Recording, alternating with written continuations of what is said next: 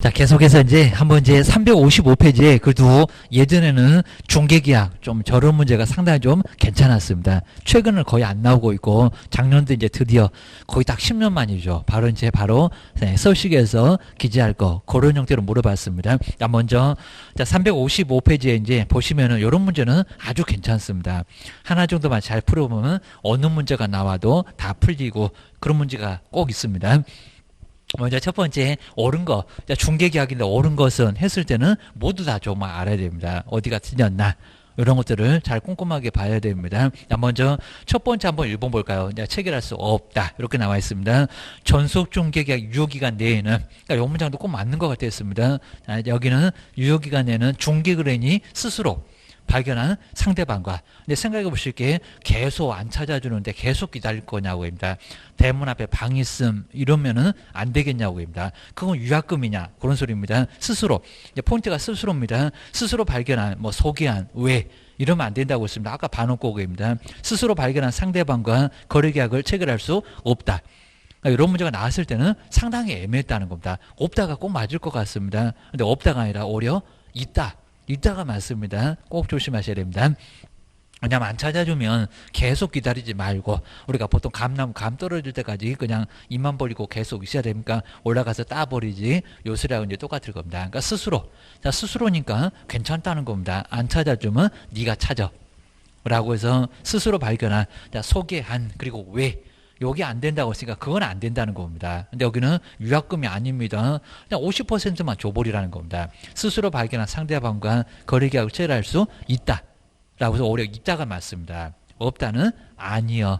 1번부터 그냥 딱 문제가 애매하게 어려웠습니다. 문제가 딱 걸렸습니다. 그 다음 2번 볼까요? 여기서 공개해서는 안 된다 그랬습니다. 공개해서는 안 된다. 인적사항이나 공개하지 말아라. 이럴 겁니다. 자, 먼저 2번 보실까요? 전속중개계약을 체결한 개업 공인주사는 원칙적으로 중개대상으로 공법상 이용자 그건 무슨 지역인지도 모르고 개발되는지 안 되는지도 모르고 사야 되냐? 입니다. 이거 너무 엉뚱해서 금방 알았을 겁니다. 거래규제에 관한 사항은 공개해서는 안 된다? 아니다. 공개해서는 안 되는 것은 인적사항, 주소나 성명 같은 것은 공개를 해서는 안 된다고 이제 무슨 공법을 공개해서는 안 되냐고 공개해야지 그입니다. 그래서 개발 안 되는 땅은 안 사. 라고 해서 그렇게 거래규제 이용자는 반드시 공개를 해야 된다는 겁니다. 이번은 아주 엉뚱하고 기억을 주셔야 됩니다. 그 다음 세 번째 볼까요? 요 세 번째도 아주 애매했고요. 소속 공인중개사가 중개를 접수를 하여 그 중개업무를 수행을 한 경우는 근데 전속에서도 중개업무를 벌써 수행했냐 그입니다. 그리고 누가 계약서를 써야 될까요? 그입니다. 그럼 사장님은 뭐 하시고 이럴 겁니다. 수행한 경우 2번. 그러니까 요 세 번째도 아주 애매했고요. 2법 시행규칙 별도 서울시 중개계약서는 개업 공인주사와 소속 공인주사가 함께 근데 거래계약서나 확인설명서는 함께가 꼭 나온다는 겁니다. 거긴 다 끝나서 작성하니까 그럴 겁니다. 근데 전속에서는 오자마자 쓰는 계약서 지금 나가지도 않았습니다. 근데 소속이 왜 나오냐고 그입니다. 이런 것들은 아주 괜찮았었고요. 소속 공인주사가 함께 서명 또는 날이 또는은 맞았습니다. 날인하도록 하고 있다. 근데 엉뚱한 소리입니다. 개업만 서명 또는 날인하지 무슨 소속 공인주사가 왜 서명 또는 날인을 하냐고 그입니다. 그러니까 여기는 개업 공인주사만 의무지 소속은 절대 나올 수가 아예 없다는 겁니다. 3번 X 기억하셔야 됩니다. 1번, 3번은 그냥 아예 그냥 틀리라고 앞에다가 미끼 정말 다 던져놓은 거나 다름없었다는 겁니다. 1번, 3번 어려웠어요. 둘 다 맞는 것 같네. 이렇게 보입니다. 틀렸어. 기억하셔야 됩니다. 그 다음에 4번을 볼까요? 위아래 이렇게 나눠졌다. 자, 먼저 4번, 2번. 그러니까 서식을 안 보면은 이 문장도 헷갈릴 걸 이럴 겁니다. 자, 2번 시행규칙 아까 별지 서식. 그 다음 중개계약서의 기재란에는 권리 이전용과 이전, 이렇게입니다. 물건 가지고는 이전, 권리관계 복잡하게 해놓고 이용자 거래규제 누구한테 써야 되겠냐고, 은행용자 아까 어디가 있었냐고, 이렇게입니다. 이전용과 그리고 권리 취득용으로 정말 구분되어 있죠. 위에는 이전용, 아래는 취득용 이렇게 구분되어 있다.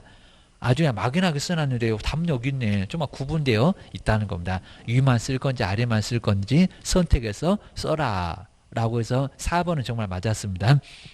근데 5번 볼까요? 또 제재 갖고 12건에 자 5번 볼까요? 개업 공인주사가 국토교통부에서 정하는 전속 중개계약서에 의하지 않고 자, 거긴 세명하면서 결전하면서 봤을 건데 의하지 않고 전속 중개계약을 체결하면은 등록관청은 등록을 취소할 수 있다고요. 제재가 그렇게 큽니까? 아니죠. 그냥 업무정지입니다. 별표도 그렇게 안 써요. 3개월로 그렇게 안 씁니다. 뭐 등록을 취소할 수 있다. X개입니다. 거래계약서 거짓이나 등록을 취소할 수가 있다는 겁니다. 남구약서, 업계약서, 건원만 그렇게 크다고 했습니다. 5번 X입니다. 5번 X고 답은 4번. 그러니까 이거 정말 상당히 정말 난이도 아마 최상급이었습니다. 그동안 나온 문제 중에는 제일 괜찮았다. 기억을 주셔야 됩니다. 그 정도 놓고 이제 뒤쪽에 경영 쪽으로 한번 나올까. 예전에 우리 경영도 한 문제는 가끔씩은 냈는데 요즘은 이제 아예 안 내다시피 하는 것 같습니다. 경영 별로 의미는 아예 없는 것 같습니다. 자, 먼저 첫 번째, 우리 예전에 이제 중개업 경영의 특징이 아닌 것은 이런 식으로 물어볼 때가 좀 있었다는 겁니다. 문장을 살짝 바꿨습니다. 자, 먼저 첫 번째, 중개업 경영은 순수익이 어떻게 되어 있을까요? 유동. 여기다 고정성 이러면 X겠죠. 정말 순수익은 자꾸 바뀝니다. 잘하는 사람, 못하는 사람도 있고 비수기, 성수기도 있고 그입니다. 3월이라든지 아니면 저기 7, 8월 넘어서 이제 한 9월 정도 되고 그러면 우리게 봄철, 가을철 이사를 많이 가니까요. 그때는 보수가 좀 많을 거고 찬 겨울 이럴 때는 아예 정말 이사를 안 갈 거고 그리고 아예 휴가 가는 여름 그때는 다 휴가 가다 보니까 이사 많이 안 갈 거고 이런 식으로 순수익은 좀 유동성이 좀 있다는 겁니다. 고정성 X 월급쟁이 아니니까 고정성 X여 개입니다. 내용은 아예 안 나올 정도고요. 그다음에 부동산 시장은 정말 아주 럭비공이고 개구리입니다. 어디로 뛸지를 몰라. 근데 이걸 다 알면요 누구든지 다 돈을 벌 겁니다. 자, 시장 어떻다고요? 조직이 아니라 비조직성. 그럼 시험 문제가 조직성 그러면 엉뚱한 소리 하고 있는 얘기입니다. 자, 비조직성을 가지고 있습니다. 그리고 수요자 공급자가 고정돼 있을까요? 아닙니다. 수요자 공급자는 고정돼 있지 않아요. 돈 없는 사람도 나중에 돈 벌어서 사고 오게입니다. 또 돈 있었다는 사람 다 말아먹고 또 월세 살고 이럴 수도 있잖아요. 그러니까 수요자 공급자는 정말 고정돼 있지 않습니다. 비고정성. 그러니까 여기도 B를 빼버리고 고정성 이러면 X 기억하셔야 됩니다. 그 다음에 4번은 뭐 개론 배워서 다 알겠죠. 부동산 시장은 복잡 다양하지. 여기다 단순 이러면 X개입니다. 그 다음에 고객 의사결정은 또 고정되어 있을까요? 아니요. 산다고 하더니 안 사. 아니면 또 금액을 또 줄여. 해서 변덕도 아주 정말 심할 겁니다. 정말 저걸 옥상으로 끌고 가고 싶을 건데 참아야 하느니 라고 해서 이제 바늘을 좀 사놓고 무릎팍을 좀 팍팍 쑤시면서 참으셔야 됩니다. 자, 그래야 나중에 돈을 벌지 고객한테 성질 낼 수는 없잖아요. 그러니까 유동성. 그래서 여기도 고정성 X 알 수 있을 거고요. 조금 헷갈리는 것들만 잘 보셔야 됩니다. 근데 6번째는 이제 헷갈릴 겁니다. 인사관리 비중은 낮다. 그럴 것 같은데 높아요. 사는 사람도 사람. 그리고 중개사무소 여기 나중에 중개보존이나 소속 공인주사 관리를 잘못하게 되면 온팡 책임져야 됩니다. 그러니까 인사관리 비중은 아주 높다는 겁니다. 매도 매수인도 사람이다 보니까 인사관리 비중이지 맨날 부동산만 째려본다고 높은 여기에 낮은이라고 하면 절대 안 된다는 겁니다. 그러셔야 됩니다. 자, 그 부동산을 사는 사람은 사람이요. 사람 관리를 잘해야지. 고객 관리를. 그다음에 자, 7번째가 계획이나 통제는 어떻게 할까요? 곤란할까요? 아니면 용이할까요? 곤란.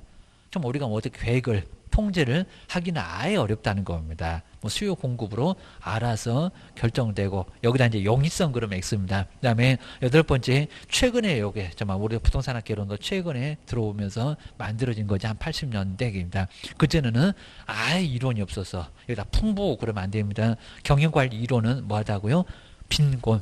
자, 풍부라고 하면 X. 자, 알 건 알 것 같다. 저 6번째 이런 놈들이 좀 헷갈리지 나머지는 그렇게 많이 헷갈리지 않아요. 들어보면 알 것 같아. 기억하셔야 됩니다. 그 다음에 자, 2번째도 중개사무소를 나중에 운영하실 때 경영 목표를 창업기하고 그 다음에 발전기하고 그 다음에 나중에 이제 확대기 이런 식으로 나눠볼 수가 있다는 겁니다. 이제 목적을 막 바꿉니다. 창업기에다가 거기다 안전성인데 뭐 여기다 경제성 이러면 말이 안 될 거고요. 그리고 2번째, 3번째는 헷갈립니다. 발전기에다가 능률성 이러면 X다. 라고 표현하셔야 됩니다. 먼저 첫 번째는 창업계는 우리 걸음마 단계니까 안정성을 추구를 해야 되겠죠. 돈을 많이 벌 생각을 하지 말고 나중에 월세라도 내고 서서히 출발할 수 있어야 될 거니까요. 안정성, 사무소 망하지 말아라. 이런 소리가 안정성을 정말 추구를 가장 많이 해야 됩니다. 돈만 번다. 돈 벌라고 해봐야 돈 따라오지도 않을 겁니다. 돈은 저만치 더 멀리 도망갈 겁니다. 안정성을 먼저 많이 추구해야 되고요. 그 다음 이제, 자, 두 번째는 한 중년기가 되면은, 중개 한 5년, 10년 하고 나면은, 이제부터는 돈을 좀 벌기 시작하셔야 됩니다. 계속 돈을 못 벌어. 그럼 집에서 이제 쫓겨날 겁니다. 경제성을 추구를 해야 될 거고요. 그 다음 세 번째, 영업을 이제 잘해. 그럽니다. 중년을 넘어서 그냥 나중에 상당히 잘하는 바로 확대이기.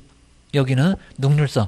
돈을 벌어도 신속하면서도 효율적으로 빨리 벌어야지 여기도 늘어 터지면 나중에 100살 돼도 돈을 많이 못 벌 겁니다. 그러다 보니까 이제 확대기는 능률성, 신속하면서도 아주 효율적으로 빨리 돈을 벌 수가 있어야 된다는 겁니다. 아직도 경제성, 그러면 돈 못 벌어. 기억하셔야 됩니다. 이렇게 이제 앞글자만 따보니까요. 안정성, 경제성, 능률.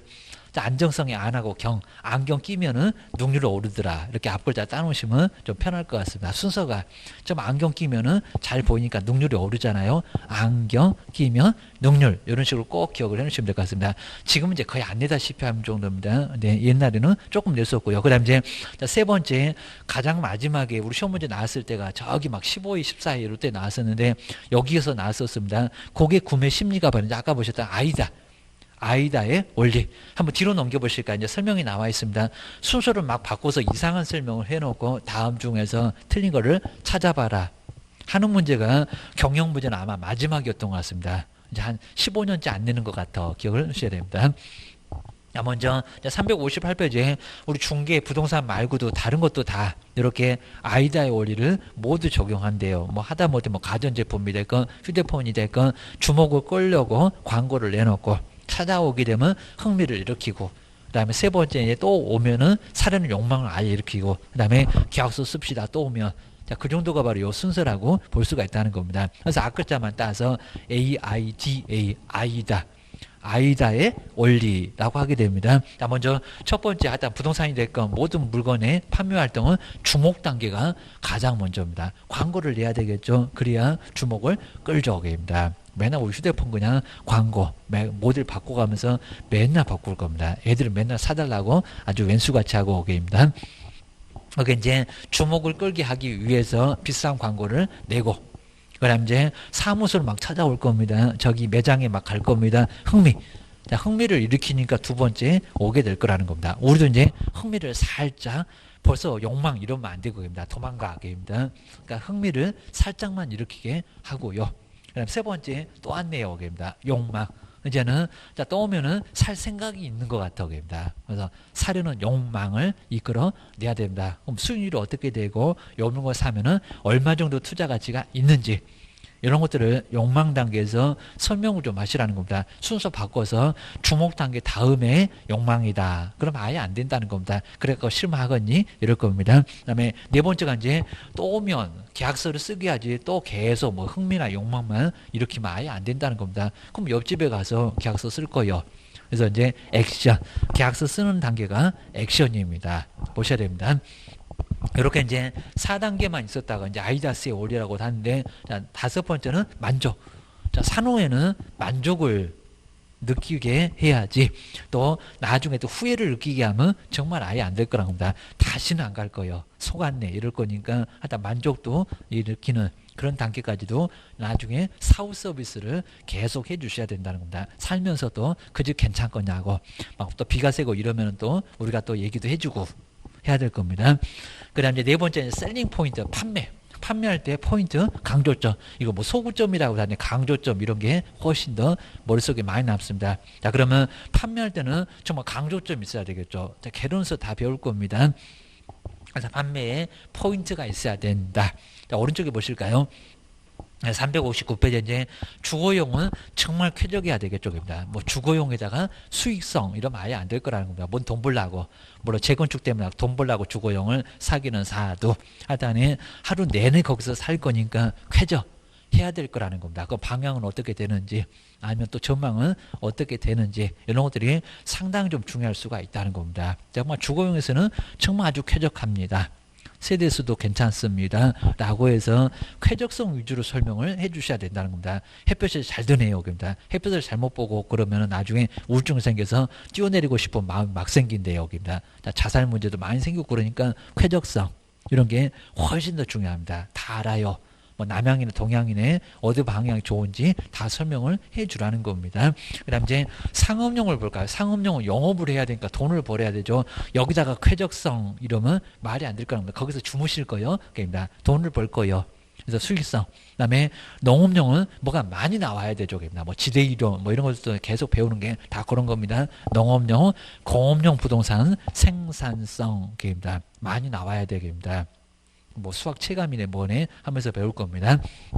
다음에 골프장 이런 거 레저용 이런 것도 정말 쾌적하고도 수익성도 많이 내야 되고 그다음에 정말 공통적으로 능률이나 안정성 이런 것들을 추구를 할 필요가 있다는 겁니다. 이건 완전히 무슨 개론 문제예요. 기억을 주셔야 됩니다. 그다음 이제 현장 안내 쪽으로 볼까요? 정말 사전에 철저하게 준비를 먼저 많이 해야 되고요. 설명도 이미 할 수 있어야 되니까 철저하게 분석을 먼저 해놓으라는 겁니다. 지금은 정말 아예 정보 자체가 아예 없는 게 아예 없습니다. 금액도 다 나와 있고 용도 지역도 다 볼 수 있고 그다음 주변도 어떻게 거래됐는지 요즘 막 디스코 이런 앱이 정말 아주 잘 돼 있다는 겁니다. 주변의 금액이 언제 그 다음에 얼마 정도 거래가 됐는지 등기부 떼볼 필요도 없다는 겁니다. 거기 막 다 나와요. 평도 나오고 용도 지역도 나오고 이 정도로 정말 잘 돼 있습니다.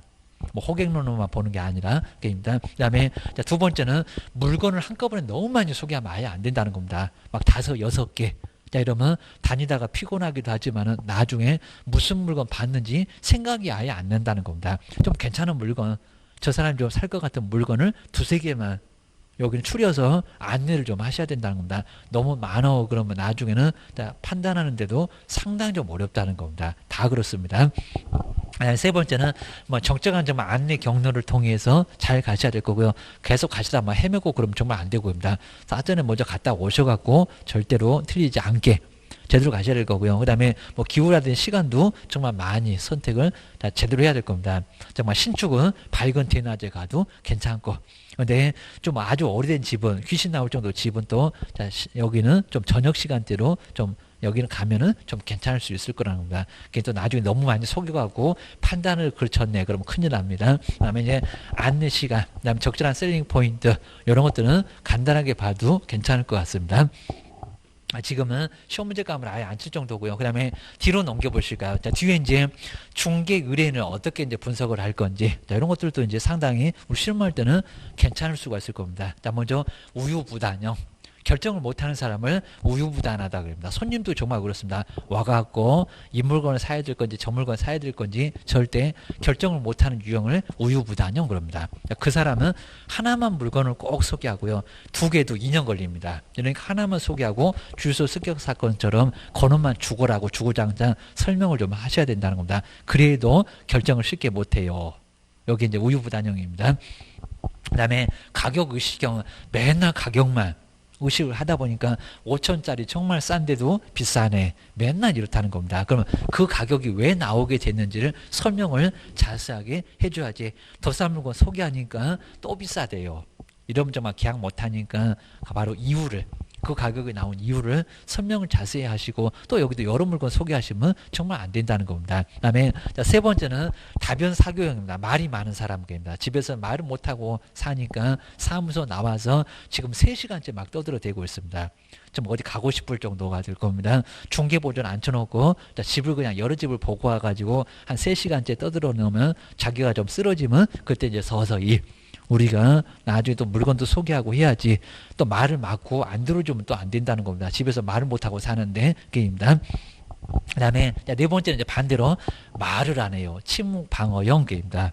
근데 이 사람은 개업공사를 좀 사기업자다. 이러다 보니까 말을 쉽게 안 한다는 겁니다. 그러다 보니까 이제 우리를 많이 불신하고 있으니까 그 불신을 좀 풀어줘야 된다는 겁니다. 저 사기 안 쳐요. 그래서 근거 자료도 좀 많이 보여주면서 자료를 보내줘야지 나중에 괜히 또 말만 잘하면 저러니까 사기 치겠다 라고 해서 집에 가려고 바쁜 사람이 침묵 방어형입니다. 쟤는 의심하니까 말을 안 해. 이런 소리입니다. 그리고 이제 5번에는 만사 긍정형입니다. 이 물건도 좋고 저 물건도 좋고 소개한 대로 다 좋대. 요 사람도 이제 결정을 못하는 유형이니까 도대체 어떤 물건을 살 건지, 자, 그런 것들을 정확하게 판단해서 그 물건을 찾아서 소개를 해야지, 다 좋다고 하게 되면 결론적으로 나중에는 또 이 사람도 선택을 못해. 그게 바로 만사 긍정형입니다. 별 중견은 다 만나볼 거고요. 그 다음에 여섯 번째가 자신 과잉형이에요. 자신 과잉형. 자신 과잉형은 자신이 너무 넘치는 유형. 이름에서 최문수 유형이라고 합니다. 자, 이 정도로 이제 너무 자신이 넘치는 유형. 그러면 그런 유형은 이제 여기도 역이용을 좀 잘해서, 아니면 또 그 사람이 주도하게 해서 이제 결정을 하게 해야 된다는 겁니다. 우리가 끌고 갈 수가 아예 없는 형이 자신 과잉형. 그 다음에 일곱 번째는 현실은 잘난 척한다. 이런 소리 합니다. 자기 현실. 와가지고 우리 개업공사보다 더 잘난 척하는 사람, 자기 지식을 막 뽐내고 싶어하는 사람입니다. 그런 사람이 바로 자기 현실.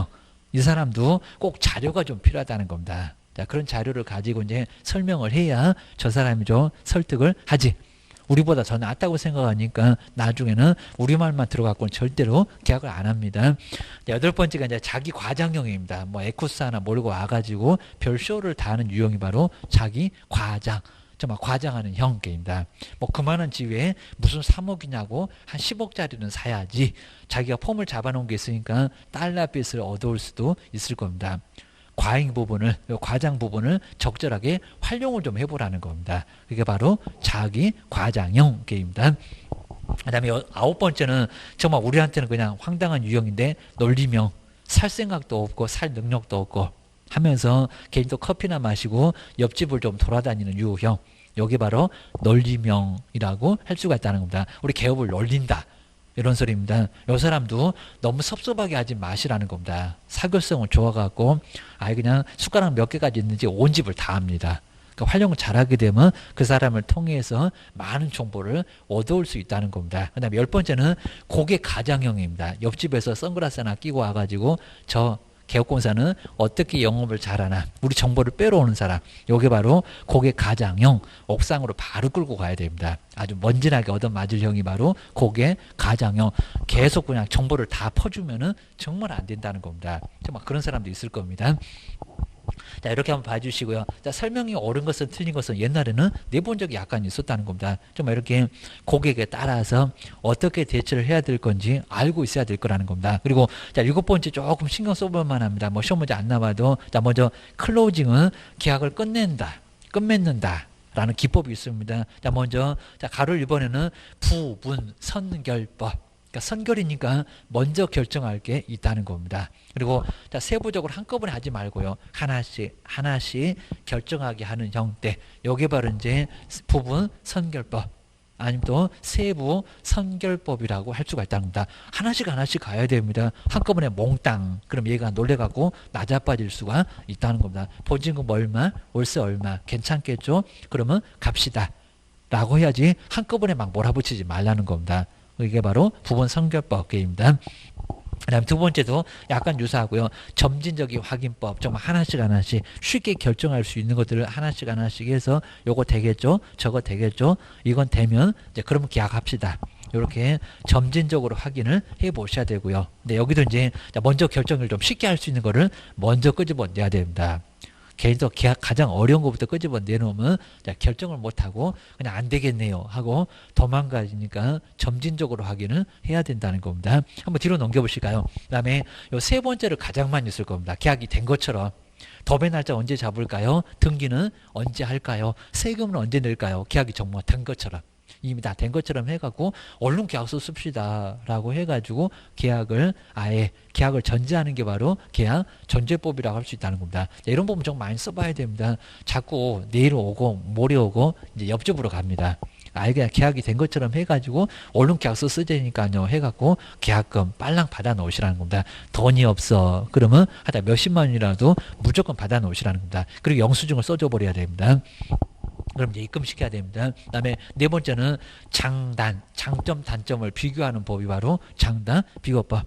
자, 두 개를 딱 결정 못했을 때 요 물건은 어느 점이 장점이고 단점이고 요 물건은 어느 점이 장점이고 단점이고 해서 비교를 잘하면 선택을 할 수가 있을 거라는 겁니다. 그런 방법도 쓸만하고 여기입니다. 금액이 여기가 왜 1억이고 저기는 5천인데 어떤 점이 좋다 나쁘다 하게 되면 1억짜리 하겠어 라고 결정할 수 있을 거라는 겁니다. 아니면 싼 맛에 5천에 하든지 게입니다. 그리고 이제 5번, 6번은 약간 다른데요. 결과, 과거의 결과를 중시해서 아니면 또 강조를 해서 계약 체결하는 게 바로 결과 강조법. 여기서 이제 우리 부동산 뭐 포트폴리오 하면서 은행, 주식, 부동산 이런 결과를 한번 참고를 해보시라는 겁니다. 자, 그동안 은행에 투자하는 것보다는 주식에 투자하는 것보다는 부동산에 투자했을 때 많이 수익률이 높았었다. 그런 이제 정보도 많이 있고 기사도 많이 있을 거랍니다. 그러니까 부동산에 투자합시다. 이런 게 바로 결과 강조법. 저기 과거 이미 다 끝난 거 결과가 발생했다고 하잖아요. 이제 여섯 번째는 만족은 나중에 얻습니다. 만족은 나중에 얻는 건데 만족을 강조하는 방법. 한 3년 후에는 4년 후에는 5년 후에는 예금보다는 주식보다는 부동산이 훨씬 더 낫습니다. 그런 게 바로 뭐라고요? 만족 강조법. 그러니까 시기가 아예 다르다는 겁니다. 결과는 과거, 그 다음에 만족은 언제라고요? 장래 미래에 입니다. 자, 결과의 기억자, 과거의 기억자, 만족의 미음자, 미래의 미음자. 이런 식으로 조금 정리해 놓으면 그나마라도 약간 게입니다. 우리 결과라고 만족이라고 약간 시기가 좀 다르다는 거 느낌이 오잖아요. 라고 기억을 꼭 해놓으셔야 됩니다. 자, 그 정도 해놓으시고요. 그 다음 이제 363페이지에 간단하게만 한번 요건 보고 한번 넘어가 보시면 될 것 같아요. 하다 올해는 안 나오거나 아니면 또 아까 계약서 이전용, 취득용 그 정도만 또 한번 내볼 만합니다. 먼저 1번 볼까요? 중개거래 접수가 중개활동의 출발점입니다. 아주 정확하죠. 맞아요. 그 다음에 2번을 잘 볼까요? 중개대상을 조사한 후에 그리고 아까 2번, 3번이 뭐였나? 중개업무 계획을 수립한다. 그러니까 2번 같은 꼭 맞는 것처럼 보인다는 겁니다. 조사를 하고 나서 계획을 수립하나? 아닌데 계획을 먼저 수립하고 나서 조사를 나중에 하게 됩니다. 저 계획에다가 2번 써놨구만. 기억을 주셔야 됩니다. 요건 두 번째는 많이 엉뚱한 소리고요. 그 다음 이제 3번 볼까요? 가장 많이 우리나라에서 가장 많이 행해지고 있는 게 그 중개계약이 전속이라고요? 아니다 그입니다. 뭐라고요? 일반 중개계약이다. 걔 또 공동 그러지 말고입니다. 같이 하려고도 잘 안 해요. 하다 일반 중개계약 기억을 하셔야 됩니다. 그 다음에 4번도 한번 잘 볼까요? 중개계약은 일시적이다. 바로 그냥 끝나버립니까? 오자마자 바로 끝나는 일시? 아닌데, 그입니다. 집도 보여줘야 되고, 집도 파악을 해야 되고, 계약서도 써야 되고, 좀 걸릴 건데, 그입니다. 그리고 한쪽 편만 의무가 있습니까? 그럼 우리만? 아니, 매도 매수인만? 아니라니까요. 쌍무. 이런 식으로 이제 봤을 때는 약간 어려울 수가 있다는 겁니다. 자, 4번 X, 계속적. 그리고 쌍무 계약의 성격을 가지고 있습니다. 그다음 5번, 6번 이런 게 이제 특히 이제 5번 잘 볼까요? 은행용자 꼭 취득용이 맞을 것 같아요. 중개 의뢰 금액은 희망이 안 보이는데 그입니다. 권리 취득용 중개계약서에 기재한다. 맞았다 틀렸다? 틀렸다 그입니다. 아까 박스에 있었던 거. 요거는 이전용에 기재합니다. 그리고 이제 여섯 번째 거래정보망은 전속 중개계약이 아니라 그렇죠. 공동중개계약과 가장 밀접한 관련을 갖는다. 맞네요. 입니다. 망에다 같이 내놓으면 같이 하니까 라고 해서 여기는 가장 밀접한 관련을 갖는 것은 정말 맞다는 겁니다. 뭐 이런 것도 이제 나오게 되면 조금 만만치 않아요. 기억하셔야 됩니다. 그 다음에 한번 뒤로 넘겨보실까? 이제 확인설명서 작성. 무조건 이제 확인설명서 구조는 하나가 반드시 나오고요. 묘지가 반드시 하나가 나오고 가끔씩은 법정지상권도 우리 법령에 여기서 나오게 됩니다. 한 6개 나올 때 3개 정도는 여기서 나올 수도 있습니다. 확인설명서 작성 아주 중요합니다. 우리 앞쪽에서 확인설명서 작성 약간 봤었고요. 언제 누구한테 어떻게 그 다음에 수도권 토벽하면서 앞글자 좀 따봤습니다. 그 서식 작성이 바로 실무에서 다시 나오게 됩니다. 그리고 거기 아래에 1절에 보시게 되면 이제 364페이지 그 박스를 잘 보실까요? 확인 설명할 때 이제 조사하는 방법을 크게 봤을 때는 3가지로 나눠볼 수가 있습니다. 3가지. 먼저 첫 번째는 공적인 장부를 공부라고 합니다. 우리 하고 있는 그 공부 말고 공적인 장부를 확인하는 거. 대장. 등기사항 증명서, 토지용계획 확인서, 환지 예정지, 지정 증명호 이런 공부를 확인하는 게 바로 첫 번째 공부고요. 가장 기본이 되는 게 아마 공부 확인일 겁니다. 공부해봐도 안 나오네. 그러면 현장으로 나가서 봐야 됩니다. 현장을 가도 모르겠네. 그러면 매도매수인한테, 특히 매도인, 임대인한테 물어볼 수밖에 아예 없다는 겁니다. 공부를 떼보든지 누구 도움 필요 없이 아니면 현장을 나가보든지, 그리고 이제 모르겠으면 물어보든지, 수도, 전기, 가스, 소방 이런 것들은 물어볼 수밖에 아예 없어. 집 안에 있다 보니까 게임입니다. 그 아래 이제 공부 확인서는 권리관계, 갑구 보고 소유권, 울구 보고 소유권 외에 사실관계는 이제 소재 면적 이런 게 바로 이제 사실관계입니다. 그리고 공법 등, 용도 지역 등 이런 것들을 공부를 통해서 확인을 다 해볼 수가 있다는 겁니다. 소재 면적은 토지 대장, 소유권 외에는 등기사항 증명서, 공법은 토지용계 확인서, 이런 용어들이 이제 뒤에 자세히 나오니까요. 그 용어를 정확하게 알아야 됩니다. 공법장부가 뭐더라 헷갈리면 정말 안 된다는 겁니다. 시공구청 갖고 그거요 하고 있으면 귀신도 모른다고 아주 짜증낼 겁니다. 그입니다. 그래서 이런 것들 뭐 뻔히 알겠지만 그입니다. 그다음에 옆에 이제 현장 답사, 지세, 그다음에 방향, 이런 것들은 나가서 볼 수밖에 아예 없습니다. 장래 발전 가능성, 뭐 개론에서도 많이 봤을 건데, 그리고 공법상 이용제나 거래 규제도 저 공부에서는 확인이 다 안 되니까요. 오히려 확인이 안 되는 용도적이 더 많다고 합니다. 아니면 가서 이제 물어보고 알아볼 수밖에 아예 없다는 겁니다. 그다음 이제 중개인한테 물어봅시다. 라고 해서 이제 저 유치권이나 법정지상권 이런 것들을 한번 물어볼 필요가 분명히 있다는 겁니다. 우리 성립 여부는 우리가 알아야 되고, 그입니다. 탐문이나 지적 공부라든지 건축물 대장, 뭐 위반 건축물 이런 것들도 우리가 가서 물어보고 알아볼 필요가 분명히 있다는 겁니다. 그거 신경 써놓으셔야 됩니다. 그 다음 이제 365페이지에서 이제 각종 공부, 공부에서 확인할 것을, 이 정도는 꼭 우리 시험에 자주 내니까요. 이런 것도 어렵지 않는데 꼭 보셔야 됩니다. 또 소재 면적에다가 전기사항 증명서, 현장 답사 이러면 말이 안 될 거라는 겁니다. 공부를 떼봐봐. 기억하셔야 됩니다. 현장 답사 갔을 때 이상한 소리 하게 되면 큰 문제가 발생한다는 겁니다. 보셔야 됩니다. 먼저 사실관계죠. 소재지, 면적, 지모, 구조, 용도 이런 것들은 토지대장, 건물 같으면 건축물 대장을 통해서 확인을 해보시면 나오지.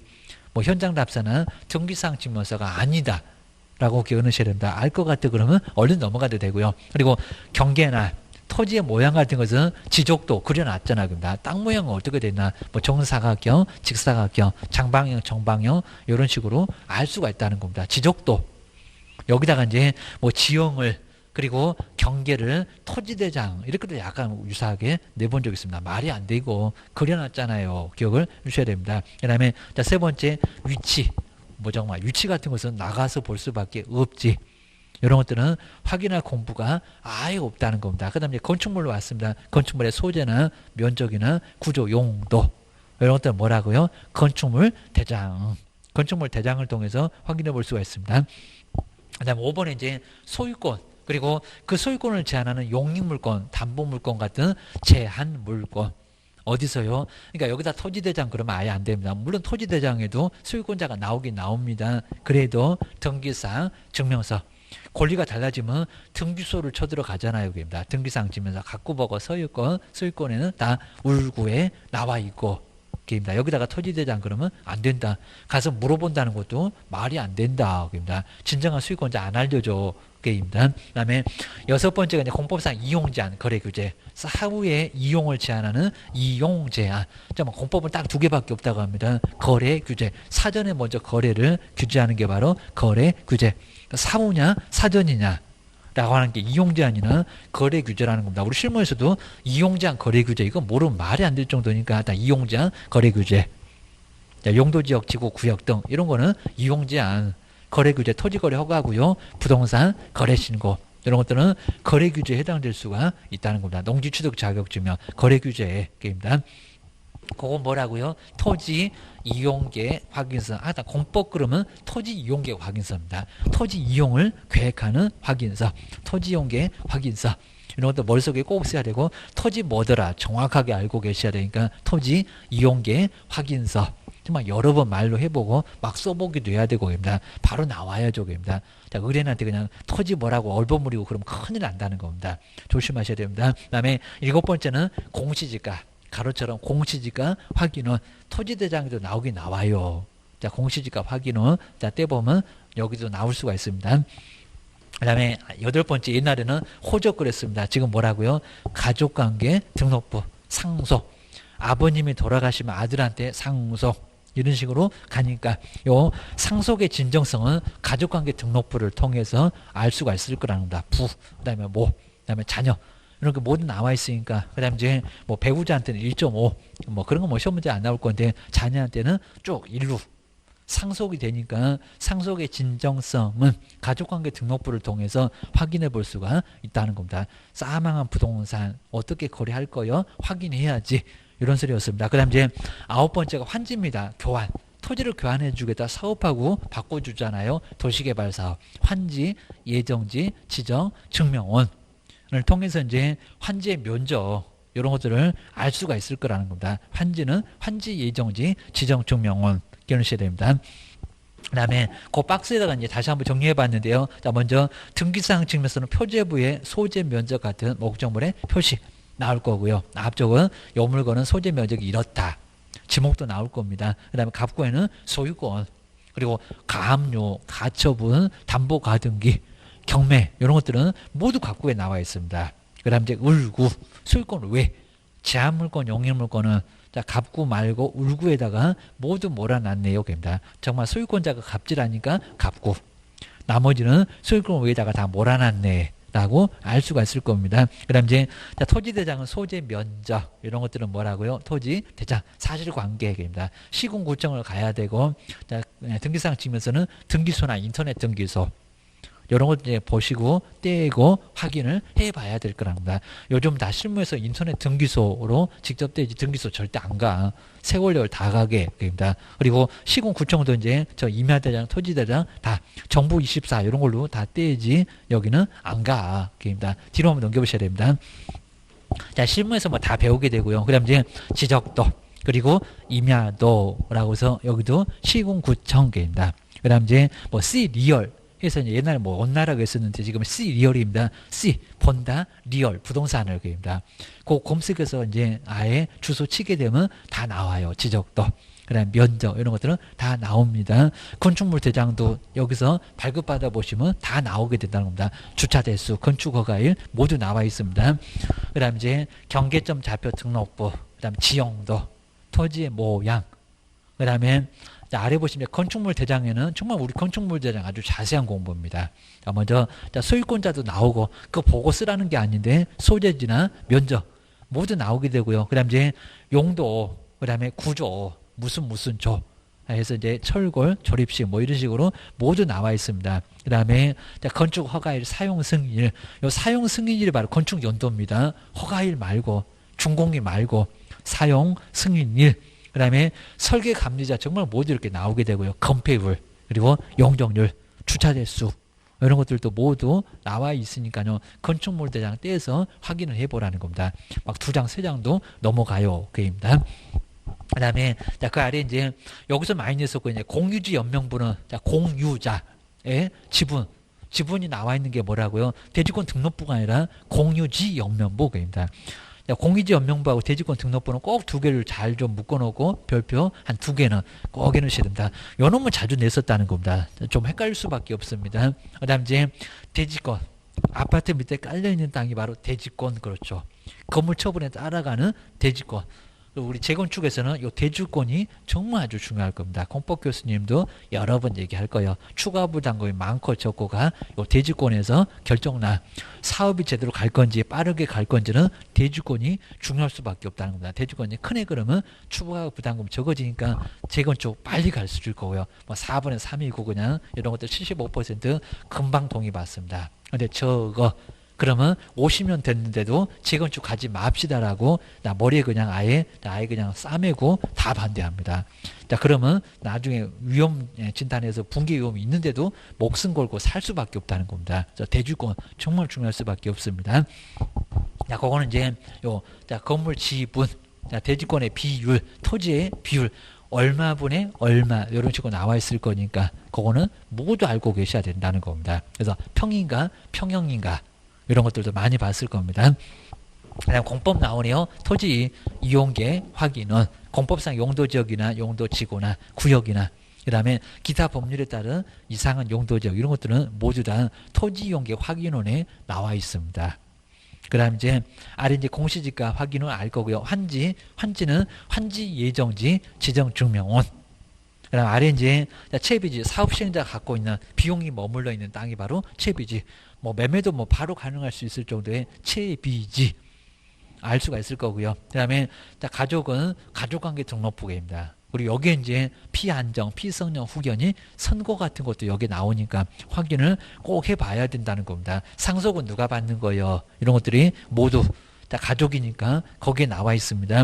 우리 이제 법인은 법인 등기사항 증명서, 아직도 등기부등본 그러면 안 되고요. 등기사항 증명서.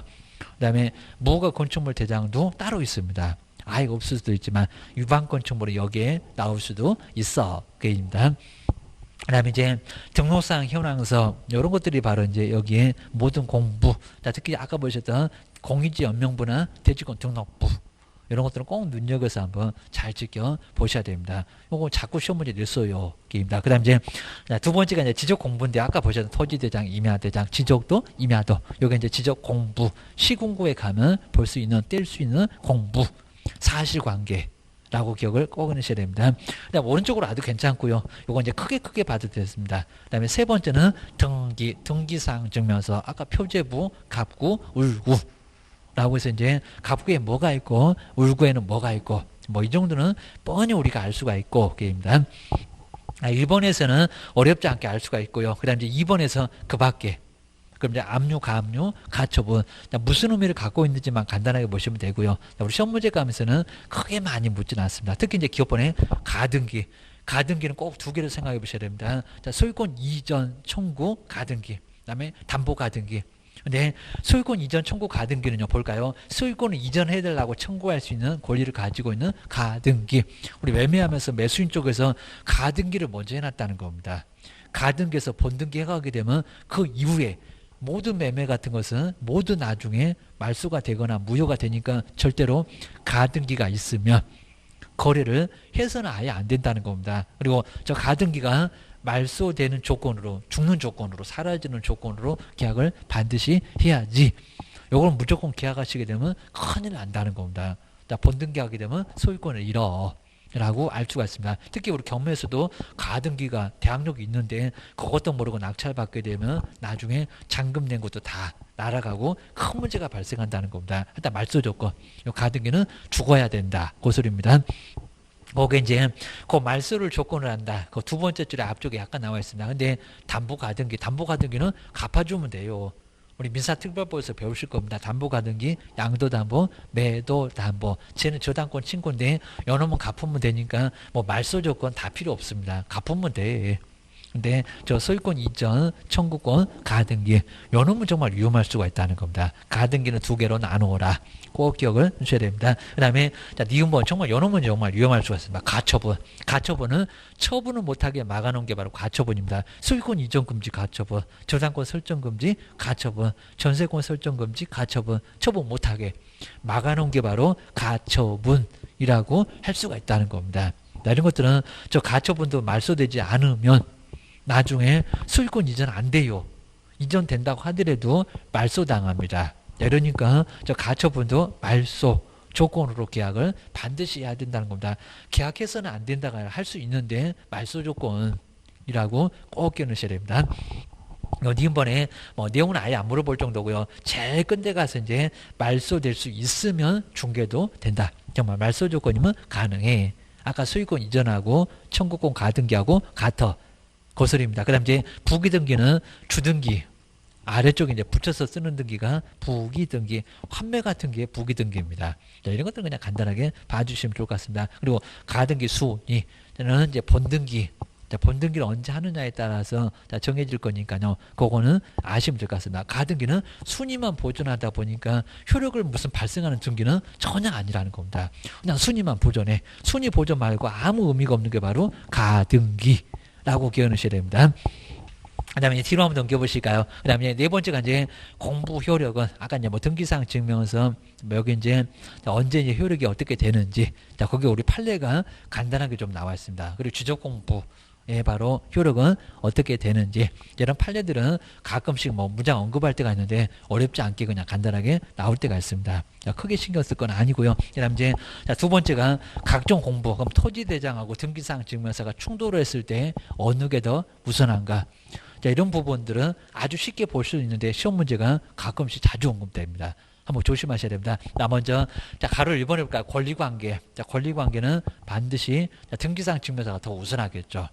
그래서 등기사항 증명서에는 홍길동, 근데 토지대장에는 이몽룡 이렇게 됐으면 등기사항 증명서를 더 우선해서 소유권자를 꼭 써야 된다는 겁니다. 소유권자가 달라지면 어디를 쳐들어가게 해서 등기소 시군구청을 가는 게 아니라는 겁니다. 그러니까 각구 보고 소유권자 확인하세요. 울구 보고 소유권자 확인하세요. 그러니까 이 권리관계에서는 토지대장 그러면 아예 안 된다는 겁니다. 조심하셔야 됩니다.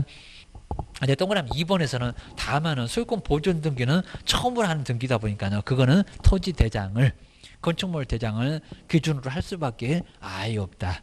자, 권원 보고 기재할 거니까 게임입니다. 자, 2번은 좀 별건데 아무 소리 안 하면 소유권 등 권리관계는 등기사항 증명서가 앞서. 라고 기억을 꼭 내셔야 됩니다. 근데 반대로 이제 가로 2번 볼까요? 소재지 면적, 지목 이런 것들은 토지대장과 등기사항 증명서가 다르면 어떻게 할까요? 그러니까 토지대장에는 전, 근데 저기 등기사항 증명서 표절 보니까 대 이렇게 돼 있다는 겁니다. 그럼 전이라고 기재해야 되겠죠. 우리 토지대장이 바로 사실관계는 앞서요. 그러니까 소재 면적이 달라지면 어디를 공부를 뜯어 고쳐 입니다. 이런 것들은 토지대장, 건축물 대장을 먼저 손을 대니까 그놈이 우선할 수밖에 아예 없다는 겁니다. 사실관계는 대장, 권리관계는 등기사항 증명서. 라고 꼭 나눠서 보셔야 됩니다.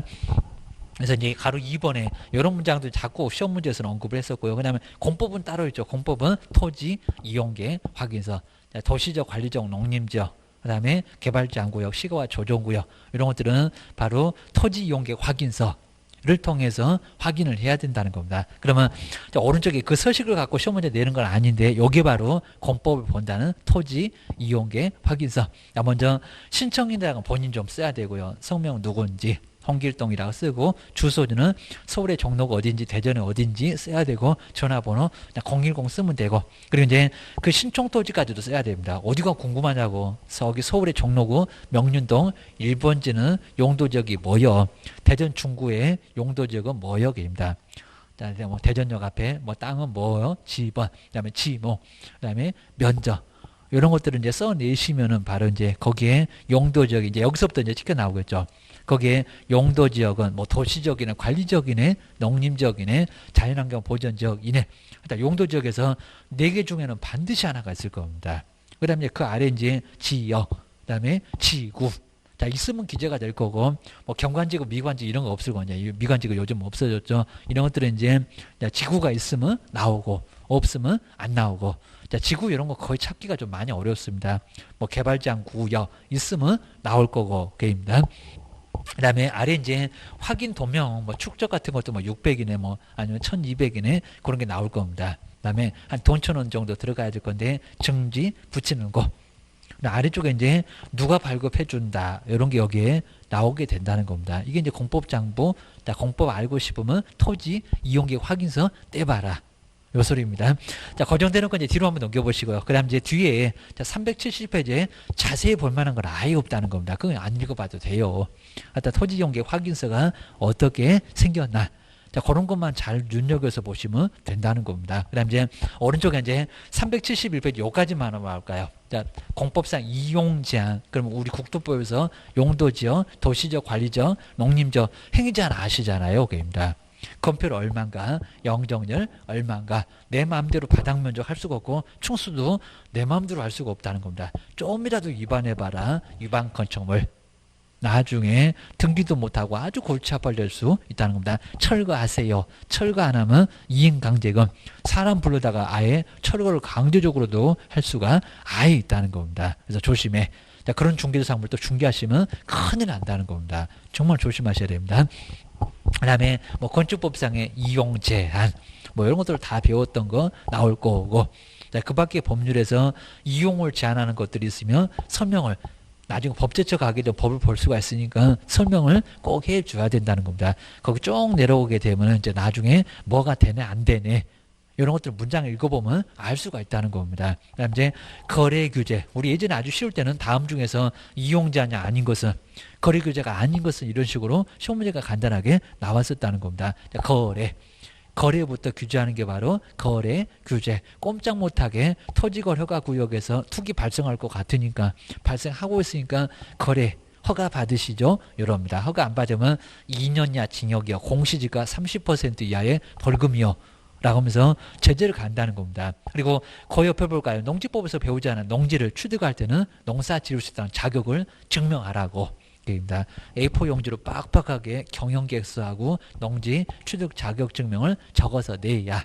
그거 못하면 법무사한테 5만 원 줘야 됩니다. 자, 그래야 이제 농지를 중개할 수가 있다는 겁니다. 그리고 주택거래 신고제, 부동산 거래 신고제 이런 것들이 바로 이제 거래 규제. 다 무슨 거래, 취득 이런 문장이 들어간다는 겁니다. 그거는 거래 규제예요. 어렵지 않게 알 수가 있을 겁니다. 박스에다 한 4개 주고 다음 중에서 거래 규제만 찾아봐, 이용제만 찾아봐 이럴 수가 있을 거라는 겁니다. 그거 꼭 끼워넣으셔야 됩니다.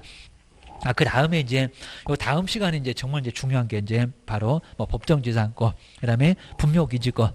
여러분들은 무조건 꼭 시험 문제가 분묘기지권만큼은 꼭 나오게 되니까요. 이제 다음 시간에 정말 본격적으로 이제는 문제가 나올 거. 그쪽으로 한번 가보겠습니다. 조금만 쉬었다가 다음 시간에 계속 해보겠습니다.